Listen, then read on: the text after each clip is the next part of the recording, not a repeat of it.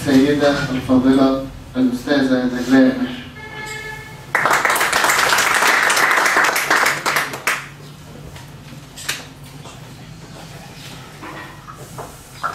بسم الله الرحمن الرحيم. اهلا وسهلا بيكم، سعيده جدا بوجودكم معانا النهارده، وسعيده ان في هذا العدد من الشباب اللي شرفونا النهارده.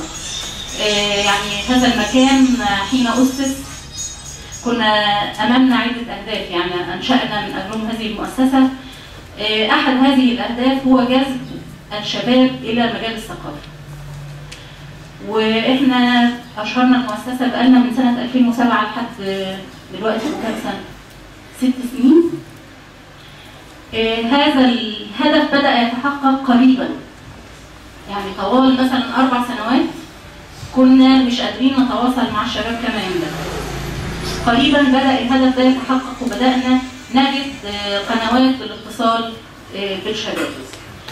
كنت اتمنى النهارده ان انا ما اقعدش في المكان ده، انا كنت يعني اتمنى ان بالكامل هذه المنصه تكون للشباب، الضيوف من الشباب، الشعراء من الشباب، المنظمين من الشباب، وما تقعدوش واحده عجوزه زي كده عشان ما تبوظش المكان والنبي.